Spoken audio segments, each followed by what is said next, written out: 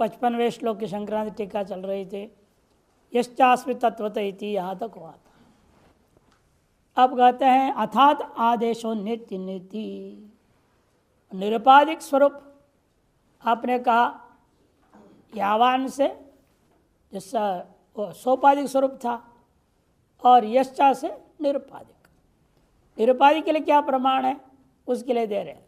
सोपाधिक के लिए प्रमाण है को दिया एक असन बहुधा विचार इत्यादि। अब यहाँ करें अर्थात आदेशो नेति नेति। अब बहुत विस्तार में समझा दिया आत्मा के बारे में। अभी अंतिम यह आदेश उपदेश है तुम्हारे लिए। क्या है? नेति नेति। याज्ञवल्क्य के मैत्री को बोलते हैं कुछ भी नहीं है, कुछ भी नहीं है, तुम्हारे अलावा कुछ है ही नहीं। तुम है तो तुम्हारे लिए ये सब है, इसलिए वास्तव में इनकी कोई अस्तित्व नहीं है। यत्र नान्यत पश्यति नान्यत शृणुति नान्यत विजानाति इत्यादि। यत्तदृश्यम अग्राह्यम अगोत्रम अवर्णम अचक्षुश्रोत्रम। यत्तदृश्यम अग्राह्यम वो दृश्य नहीं है, दर्शनीय नहीं है, ग्रहण करने योग्य हाथ आदि से। अगोत्रम उत्पन्न होता ही नहीं तो गोत्र कैसे। अवर्णम रंग आदि से युक्त नहीं है। चक्षुश्रोत्र आदि इंद्रियां भी नहीं, इंद्रियों के विषय भी नहीं है। अस्थूलम अनणु ह्रस्वम दीर्घम। स्थूल ह्रस्व मने दीर्घ, स्थूल और अणु सूक्ष्म। परस्पर विरोधी जितने भी है धर्म बाह्य उनमें ग्रहण होता है उन सबसे रहित है वो। इत्याश्रुत्युक्त अनुकूलैर नेति नेति वाक्यैर आरोपित नाम रूप आदि अपवादे क्रियमाणे। श्रुति अनुकूल और नेति नेति विशेष जो युक्ति दी गई है इस वाक्य के द्वारा निश्चय कर लिया। आरोपित नाम रूपादि का अपवाद किए जाने पर तन निषेधावधिभूतम, सर्व निषेध का अवधिभूत जो अधिष्ठान है जिसमें सब दिखाई दे रहा था। युक्ति शतैरपि अनपोह्यम, जो सैकड़ों युक्तियाँ अनंत श्रुतियाँ कोई भी उसका इनकार नहीं कर सकता, खंडन नहीं कर सकता, निषेध नहीं कर सकता। ऐसा वो दो अधिष्ठान भूता जिसको अपोह्यम अपवदितुम अपवदितु आत्मभूतम। क्यों उसका अपोहन नहीं हो सकता? इसका अपवाद सबके अपवाद करने वाला जो है उसका वह आत्मरूप ही है। अहेयम अनुपादेयम, वह हेय उपादेय से परे है। निर्विशेषम निराभासम निराधारम निराकारम निरवध्यम निरंजनम निष्कलम निष्क्रियम शांतम अनंतम अनाद्यंतम। और कैसा है? वह निर्विशेष है, निराभास, आभास रूप भी नहीं है। निराधारम, सबका आधार होते उसका कोई आधार नहीं। निराकारम, सर्वाकार का आधार है, वो खुद निराकार है। निरवध्यम, सर्वदोष रहित। निरंजनम, किसी प्रकार का संबंध रहित। निष्कलम, अवयवों से रहित। निष्क्रियम, क्रिया रहित है। अतएव एतादृश सर्वोपाधि तद्धर्म तद्गुण से रहित होने के कारण से वह शांत है। शांत है तो बहुत छोटा सा होगा कहीं किनारा में, कहते नहीं, अनंतम अनाद्यंतम च, वह अनंत है, माने सर्वत्र व्यापक है और आदि अंत रहित है वो। आदि च अंत, आदिश्च अंतश्चैति आद्यंतौ न विदिते आद्यंतौ यस्मिन् तत् नाद्यंतम, ऐसे इसका समास है। अनाद्यंतम नित्य शुद्ध मुक्त मुक्त स्वभावम अखंडानंदैकरसम परम तत्वम यदस्ति तथा। नित्य शुद्ध बुद्ध मुक्त स्वभाव है, अखंड आनंदैक रस है, ऐसा जो परम तत्व यद अस्ति यश्च अस्मि के साथ अन्वय होगा। ततः पारमार्थिक स्वरूपेण कालत्रयेपि प्रमाणांतराभादित सत्तावत्तया स्थितो नित्य शाश्वतो यो अहम एक एव अद्वितीयो अस्मि यश्चाहम अस्मि। इस प्रकार का जो पारमार्थिक स्वरूपेण कालत्रय में भी प्रमाणांतर के द्वारा अबाधित जो स्वरूप है जिसका ताज सत्ता वाला है, वो व्यावहारिक सत्ता प्रातिभाषिक सत्ता दोनों ही कालांतर में बाधित होने वाली चीज़ें होती हैं। प्रातिभाषिक सत्ता तो रोज रोज ही बाधित हो जाता है और व्यावहारिक सत्ता तो जब अनुभूति होगी, आत्मानुभूति, तब बाधित हो जाता है।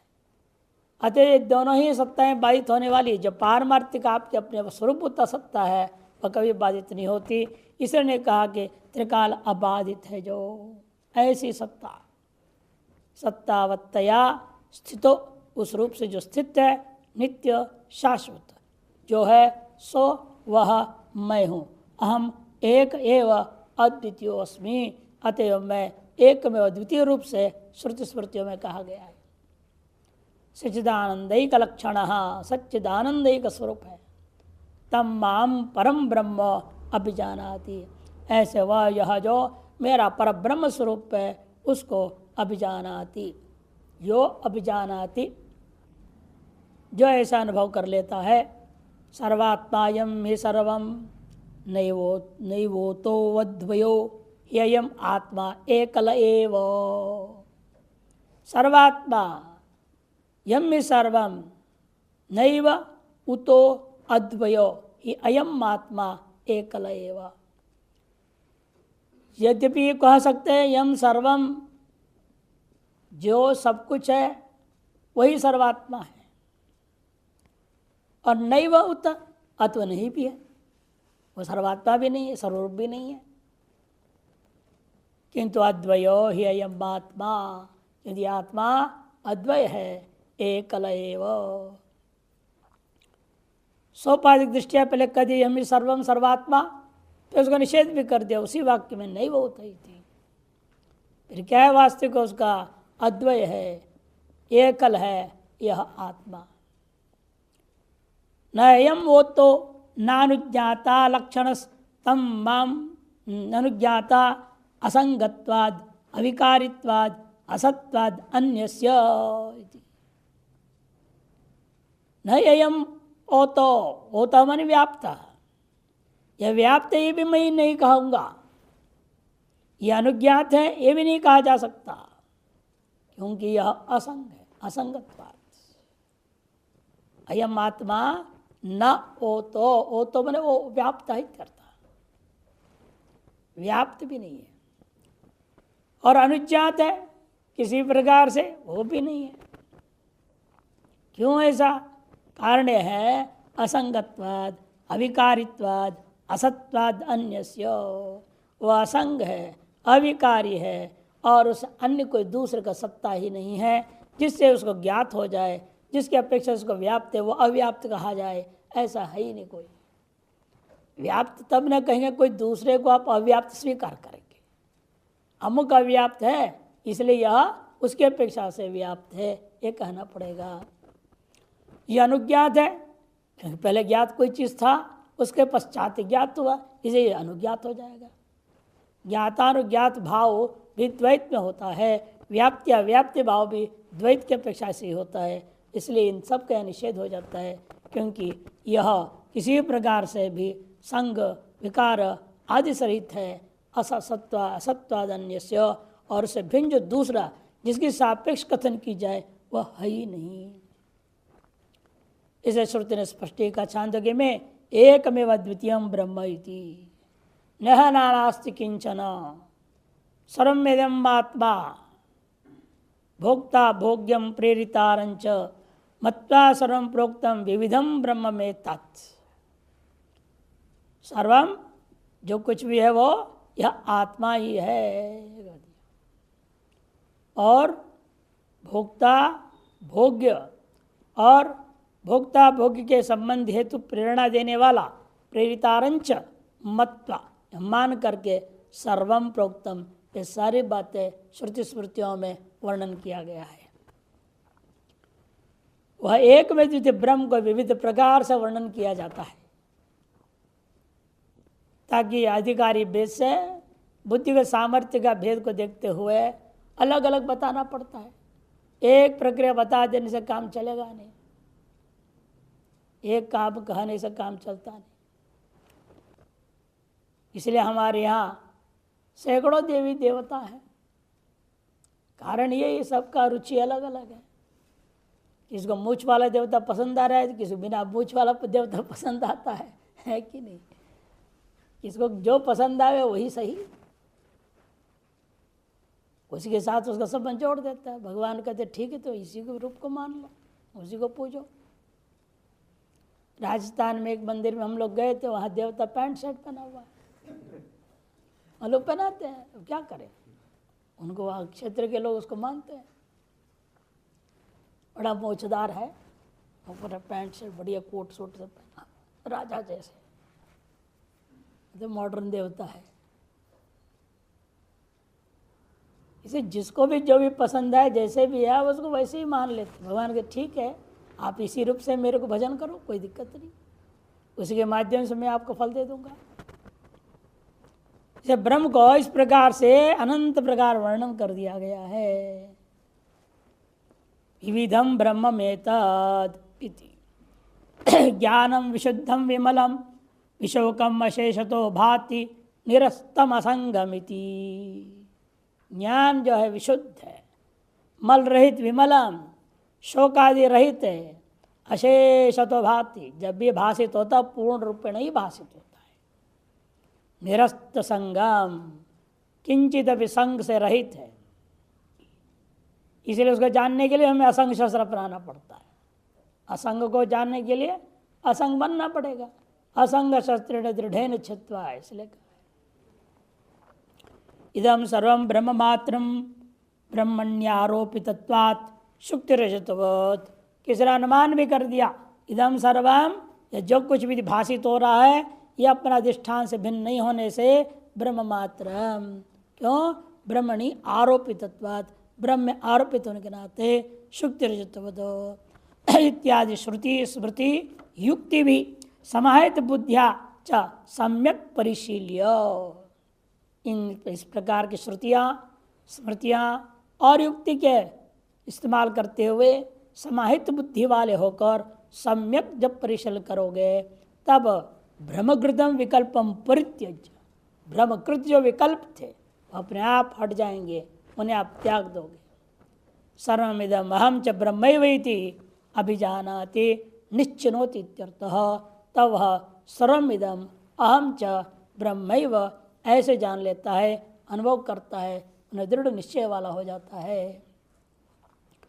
श्रुति युक्ति गुरुक्ति स्वानुभवी वही पूर्वम यद अनेकदा भातम तत् केवलम अविक्रियम निर्विशेषम परम ब्रह्मैवेति सामान्य विशेषाभ्याम सविकल्पक निर्विकल्पकाभ्याम अवगत स्वरूपम वस्तु एकमेव निर्विशेषम नान्य स्थिति तत्वतः परमार्थ स्वरूपेण। तत्वता भी जानते हैं ना, तत्वता के लिए तरह बोल रहा है। श्रुति युक्ति गुरुवचन और स्वानुभव, इन चार चीज को बारंबार आवृत्ति करते करते करते वो जो पहले वो ग्रहण कर रहा था, क्या ग्रहण कर रहा था पहले, पूर्वम यद अनेकदा भातम, अनेक प्रकार से ग्रहण करता था, तत् केवलम अविक्रियम, अब उसी को जिसे अनेक प्रकार ग्रहण कर रहा था अब वो समझ में आता है उसको, वह एक केवल है, वो अविक्रिय है, निर्विशेष है, परम ब्रह्म ही वही थी, परम ब्रह्म ही है। इस प्रकार सामान्य विशेषाभ्याम और सविकल्प निर्विकल्प का अभ्याम अवगत स्वरूपम, उसका स्वरूप को उसने अवगत कर लिया, अनुभव कर लिया। और निश्चय क्या कर लेता है तब, वस्तु एकमेव, वस्तु तो एक ही है, बाकी सब केवल झूठे विकल्प है। निर्विशेषम नान्यत् अस्ति, निर्विशेष है, उसके अलावा दूसरा तत्वतः है ही नहीं। तत्वतः ने परमार्थ रूपेण दूसरा कोई चीज है नहीं।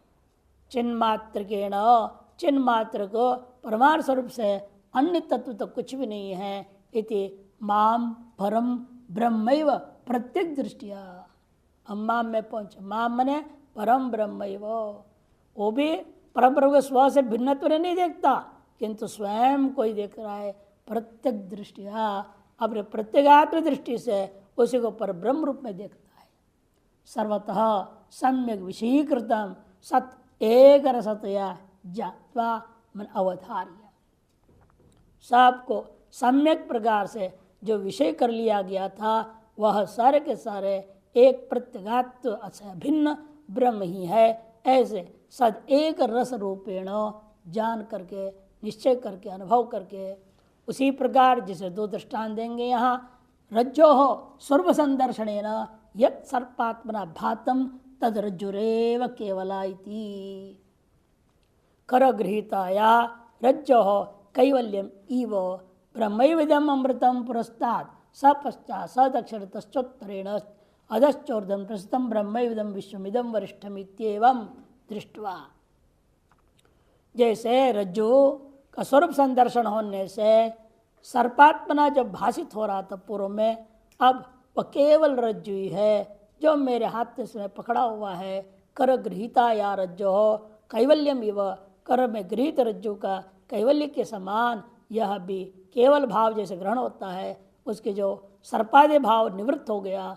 एवमेव यहाँ पर भी ब्रह्मैविदम अमृतम पुरस्तात्, यह जो अमृत भाव है वह ब्रह्म ही है, वह ब्रह्म ही है, वह सामने भी है, वही पीछे पुरस्तात् सब पश्चात, वही दायना है वही बाएं ओर है। सदक्षिण तश्चोत्तरेण अधश्च ऊर्ध्वम, वही नीचे है वही ऊपर है। सर्वत्र वह प्रसृतम फैला हुआ है। ब्रह्मैव इदम विश्वम इदम वरिष्ठम, इसलिए हमारे यहाँ मानना है इदम सर्व विश्वम और इदम यत् किंचित मया दृष्टम तद वरिष्ठम ब्रह्मैव, वरिष्ठ ब्रह्म ही है। इत्येवं दृष्टिया, ऐसी दृष्टि पा करके ज्ञान निष्ठा परिपक्वया, ज्ञान निष्ठा की परिपक्व अवस्था में ऐसी दृष्टि उसके अंदर प्राप्त हो जाती है। सर्वम ब्रह्मैव केवलम इति ब्रह्मण कैवल्यम निश्चित्य, ईश्वर सर्वम ब्रह्मैव केवलम, इस प्रकार ब्रह्म के कैवल्य स्वरूप को निश्चय करके सर्वमिदम अहम च ब्रह्मैव इति सर्वस्य च स्वस्य च ब्रह्म मात्रत्वम सम्यक अनुभूय इत्यर्थ। ज्ञात्वा के लिए इतनी लंबी व्याख्या कर दी। इस प्रकार वह सर्वमिदम अहम च ब्रह्मैव सर्वस्य और स्वस्य च ब्रह्म मात्रत्व का सम्यक प्रकार से ज्ञात्वा अनुभूय इत्यर्थ। ज्ञानादेव तो कैवल्यम, श्रुति कहती है नान्य पंथा विचयनाय, अन्य कोई मार्ग उस अयनाय मन मोक्षाय न विद्यते, है ही नहीं। इति उक्त रीत्या ज्ञानादेव मुक्तिर नान्यता श्रुत्यनुगतम स्वनिश्चय आह। इस तरह से श्रुति के द्वारा कहे गए ज्ञानादेव तो कैलम और नान्यता अन्य प्रकार नहीं है, इसको अनुभव करते हुए स्वनिश्चय को कहता है। तथा इत्यादि तथा विशते तदनंतरम तदनंतरम यदैव विज्ञानम वस्तु तत्वनिश्चयात्मकम निरूढ़ अप्रतिबद्धम जायते तत् अनंतरम एव प्रबोध स्थूल देह प्राप्तियोरिव। उसी प्रकार आदमी गाढ़ निद्रा में सोया हुआ है, उसको उठते ही उठना और जागृत अवस्था और उसके व्यवहार करने हेतु स्थूल शरीर दोनों एक साथ मिल जाता है। जगते बराबर दोनों हो जाते हैं, प्रबोध और स्थूल शरीर, ये दोनों जैसे मिल जाते। प्रबोध स्थूल देह प्राप्ति और इवा, प्राप्ति के समान। यदि पहले भी प्राप्त थे, उसी शरीर में तो सोया पड़ा हुआ, कहीं बाहर थोड़ी गया।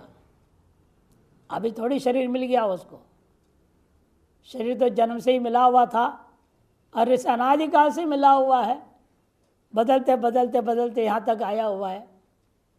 और शायद यही समाप्त भी हो जाए अगर बदलना ना पड़े, ये तो आपके ऊपर निर्भर है ना।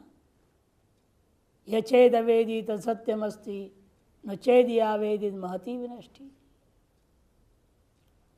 इसे कहते हैं कि भाई देखो, यह व्यक्ति जो है तदनंतर में यदैव विज्ञानम वस्तु, जो विज्ञानात्मक वस्तु है वही तत्व निश्चयात्मकम, वह तत्व निश्चयात्मक निरूढ़ है।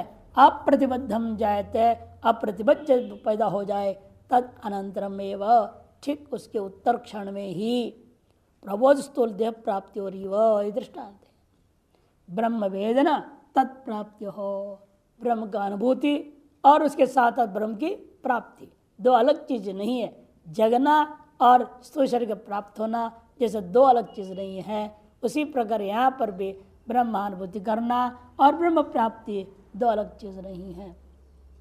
स्वयं समझा रहे, इसलिए इन दोनों में कोई व्यवधान नहीं है। अंतराल अभावात, अंतराल अभावात सम्यक ज्ञानोत्तर क्षण एवं ब्रह्मनिष्ठ होयति ही, सम्यक ज्ञानोत्तर क्षण में ही वह ब्रह्मनिष्ठति तथा तेनैव ब्रह्मात्मैकत्व ज्ञानेन विषयते, ब्रह्मात्मैकत्व ज्ञान से अपने ही जो प्रत्यगात्म ब्रह्म स्वरूप है उसमें वह प्रवेश के समान प्रवेश कर जाता है। या विषय पर बोलेंगे अभी। अहम ब्रह्मास्मि स्वात्मना साक्षात्कृते निर्विशेष चिदेगर से परिब्रह्मणि आनंदात्मनि एतदेव अहम अस्मित्यहम बुद्धिम प्रवेशयति। प्रवेश क्या होता है? अहम आकार जो बुद्धि अभी तक शरीरादि से संबद्ध होकर शरीरादि में प्रविष्ट थी, वह हम आकार बुद्धि अब स्वरूप में प्रविष्ट हो जाती है, स्वरूपाकार बुद्धि वृत्ति होने लगती है। उसी को हम लोग कहते हैं वृत्ति व्याप्ति है, फल व्याप्ति नहीं होती।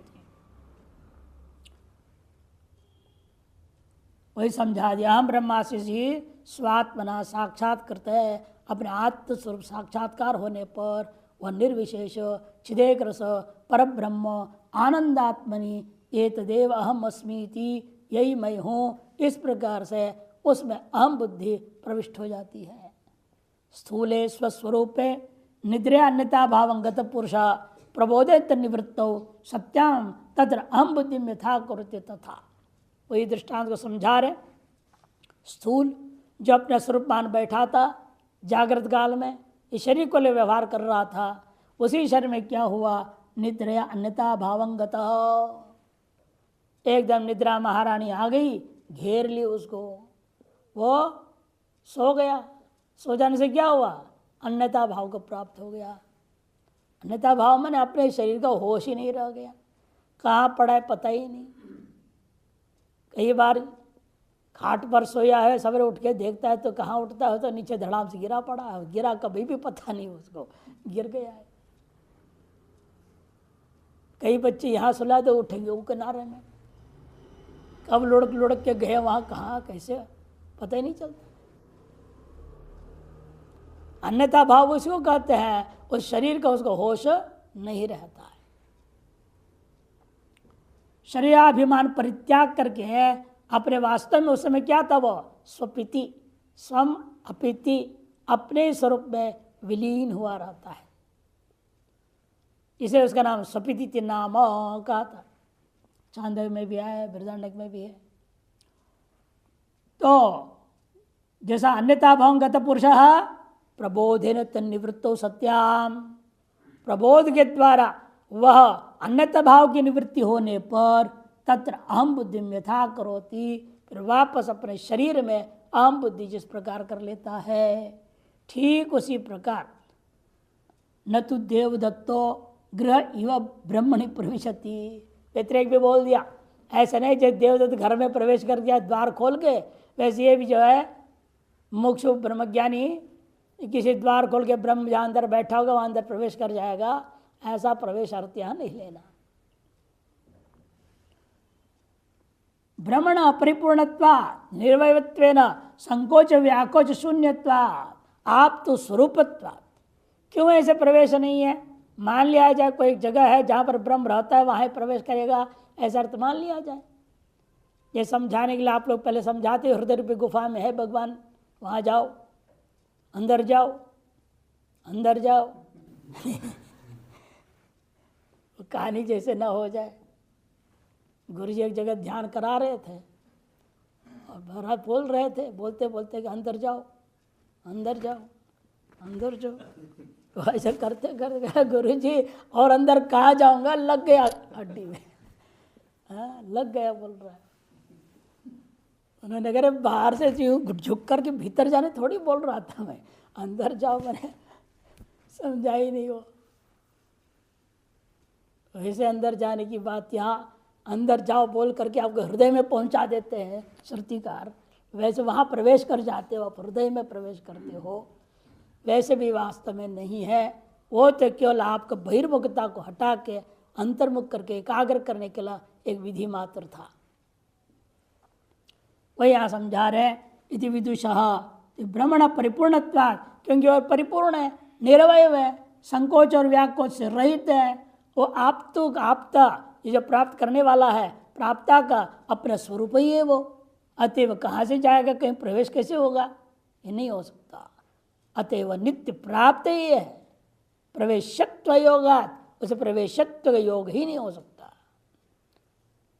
इसलिए कहा गया अन्यत्र न तस्य प्राणा उत्क्रामंती अत्रैव समवलीयन्ते, ब्रह्मैव सन् ब्रह्म अप्येति, ब्रह्मवेद ब्रह्मैव भवति, तमेव विद्वान अमृतय भवति इत्यादि अनेकों श्रुतियाँ स्पष्ट कह रहे हैं। उसके प्राण आदि के साथ वो उत्क्रमण आदि नहीं होता, वो यहीं रह जाता है, न सर्वत्र व्यापक हो गया, उपाधि रहित हो गया वो। ब्रह्मैव सन् ब्रह्म अप्येति, ब्रह्म होकर के वह ब्रह्म को ही प्राप्त कर लिए व्यवहार हो जाता है। ब्रह्मवेद ब्रह्मैव भवति, जो ब्रह्म को जानता है वह ब्रह्म ही हो जाता है। तमेव विद्वान, उसी को जान करके यह विद्वान अमृत भाव को प्राप्त हो, इसी शरीर में रहते हुए हो गया, यह भवति इति। विदुषा उत्क्रमण राहित्येन ब्रह्मात्मना अवस्थितस्य इहैव ब्रह्म प्राप्ते श्रूयमाणत्वात् गंतृत्व गंतव्य गमन क्रिया न संभवंती। उत्क्रमण से रहित ब्रह्मात्म भाव में यही अवस्थित होना, ऐसा वर्णन स्पष्ट किया। और शरीर में रहते ही ब्रह्म प्राप्ति की कथन होने से स्पष्ट है, यहाँ गंत्र गंतव्य और गमन रूपी जो त्रिपुटी है वह संभावना ही यहाँ नहीं है। किंतु एक तस्मिन् अदृश्य अनात्म निरुक्त निलेने अभयम प्रतिष्ठा विंदते इति। श्रुति स्पष्ट कहते हैं अदृश्य अनात्मे अनिरुक्ते अनिलयने अभयम प्रतिष्ठा विंदते, तार स्वरूप में स्थित होने से यह अभय रूपी प्रतिष्ठा को प्राप्त होता है। यदि श्रवणाद अदृश्यत्वादि लक्षण लक्षित प्रत्यस्तमित अशेष विशेष है। इसलिए एता श्रुतियों से स्पष्ट हुआ अदृश्यत्वादि लक्षणों से लक्षित सकल विशेष समाप्त हो चुका है, जिसमें प्रत्यस्तमित अशेष विशेष है। ऐसा जो तत्व कैसा है कथन कर सुन लो। अजरे अमृते अभये अपूर्वे अनपरे अनंतरे अबाह्ये। वो अजर है, अमृत है, जब जन्माए नहीं तो जरा कहाँ से होगी, जराए नहीं तो मृत्यु कहाँ से, ये सब से रहित है। अतएव अभय, वो भय होता ही सबके होना है। द्वितीयाद्वै भयं भवति, अपने से भी शरीर है मान लिया और शरीर का मरने का भय लगा रहता 24 घंटा, और शरीर संबंध खत्म हो गया, शरीर मिथ्या हो गई, अब तो ही नहीं तो अभय अभय। न पूर्ण पर कार्य कारण भाव रहित, भीतर बाहर परिच्छेद रहित, नित्य आनंद अखंडैक रस है। नित्य आनंद स्वरूप अखंडैक रस ये आत्मा है। अद्वितीय परब्रह्मणि अहम बुद्धि प्रतिष्ठापयति, उसमें अहम बुद्धि उसकी प्रतिष्ठापित हो जाती है। इसका यहाँ प्रवेशते का अर्थ यार लेना। श्रुत्याचार्य ईश्वर आत्म प्रसाद संपत्तिया, चारों कृपा जब होती तब होता है। श्रुति, आचार्य, ईश्वर और आत्म प्रसाद। श्रुति की कृपा हो, गुरु की कृपा हो, ईश्वर की कृपा हो और आत्म कृपा हो, ये चारों कृपाओं से जो संपन्न होंगे तभी जाकर के आप कृतार्थ हो। ब्रह्मवित्तमो यति ही सविशेषम प्रत्यज्य निर्विशेषम ब्रह्मात्मना सुखम तिष्ठति इत्यर्थः। ऐसा जो ब्रह्मवित्त तम यति है वह सविशेष को परित्याग करके निर्विशेष ब्रह्मात्म रूपेण सुखपूर्वक को स्थित रह जाता है इत्यर्थः। एतादृश्याद्वैतात्व तत्वज्ञान लक्षणया भक्ते फलम माह। टिप्पणी में कह रहे हैं पूर्वोक्त अद्वैत आत्म तत्वज्ञान रूपा पराभक्ति, उस पराभक्ति का फल बताने के लिए आरंभ हुआ भक्ति आई थी। तार्श पराभक्त्या निधिध्यासनात्मिकया ज्ञान निष्ठया पराभक्त्या। निधिध्यासनात्मिका ज्ञान निष्ठा को यहाँ पराभक्ति कहा जाता है।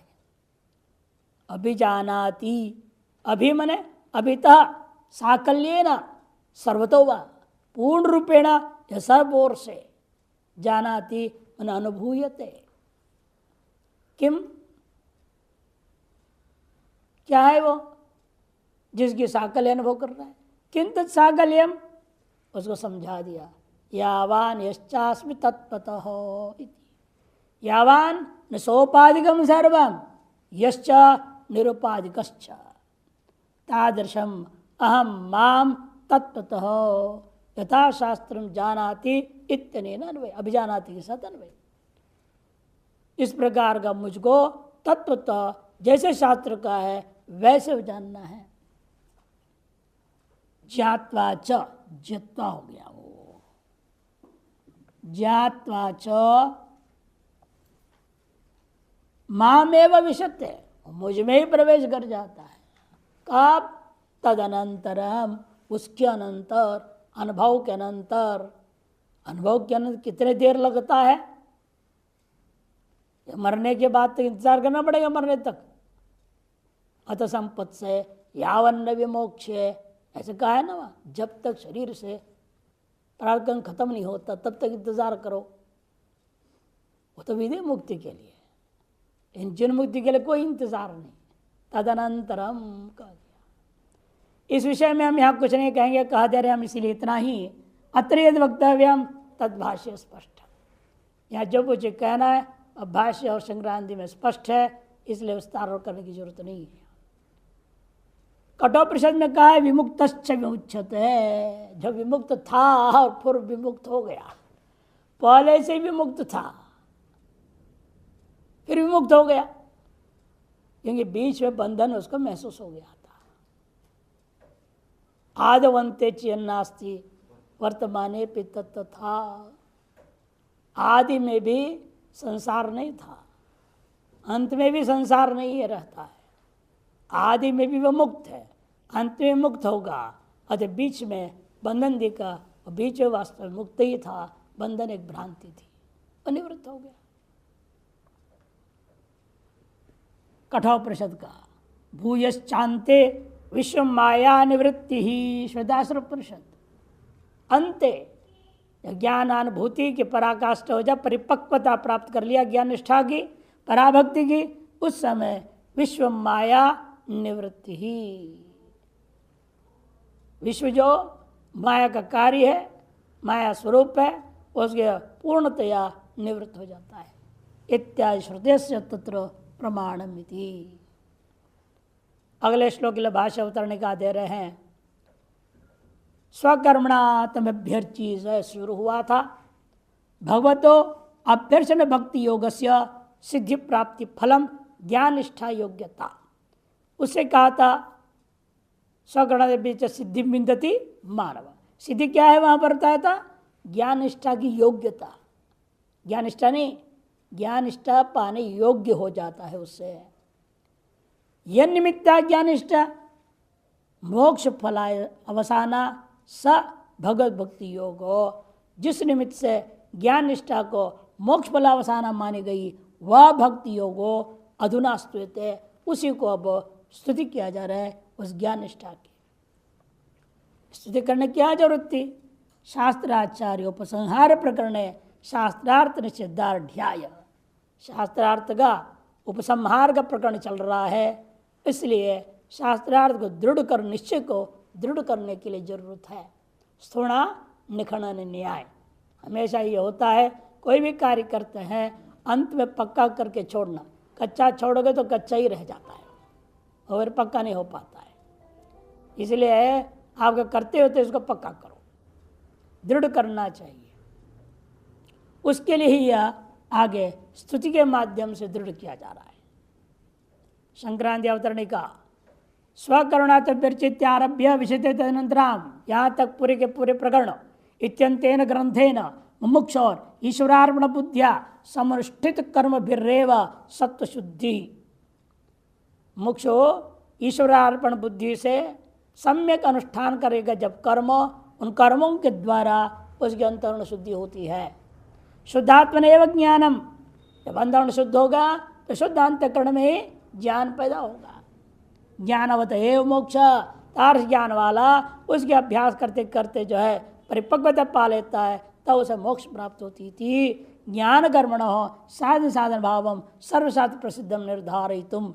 इसे ज्ञान और कर्म का साक्षात भले नहीं है, परंपरा साध्य साधन भाव है। सर्वशास्त्र प्रसिद्ध इस साध्य साधन भाव को ही निर्धारण करने के लिए कर्म भी चित्त शुद्धि ही ची है, ये मात्रा नहीं है। कर्म भी चित्त शुद्धि शुद्धात्म ज्ञानम तत्फल मोक्षंच क्रमेण प्रतिपाद्य। इसीलिए अभी तक जो वर्णन हुआ है कर्म के द्वारा चित्त शुद्धि से ज्ञान, ज्ञान से फल मोक्ष है, क्रमेण प्रतिपादन करके अधुना अब क्या कर रहे हैं आप? अधुना तो दोनों के लिए उपदेश देना है अंतिम स्वरूप। आरुक्ष और गृहिणश्च आरूढ़स्य चेत है। आरुक्ष गृही हो और आरूढ़ यति हो, जो मोक्ष मार्ग में आरोहण करने की इच्छा से लगा हुआ है। आरुक्ष कर्म कारणम उच्यते, आरूढ़स्य तस्यैव शमः कारणम उच्यते, ये कहा गया। वही दोनों को लेकर यहाँ पर उपसंहार करना है।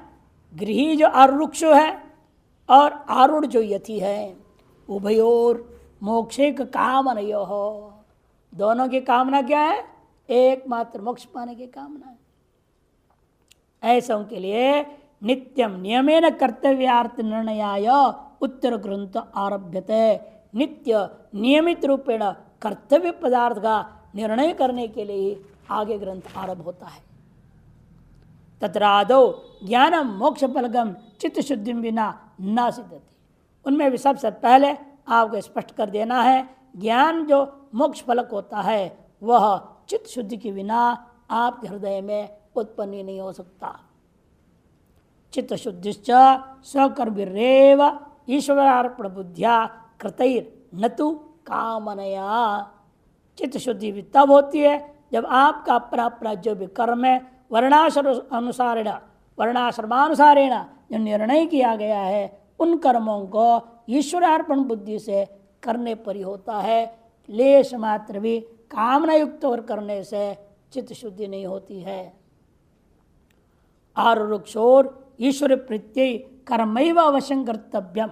इसलिए आरुक्ष को ईश्वर प्रीति के लिए कर्म ही अवश्य करना चाहिए। इति बोधयितुम। इसे पहले आरूढ़ का जो है के लिए कुछ नहीं कहेंगे, किंतु पहले आरुक्ष के लिए कहेंगे।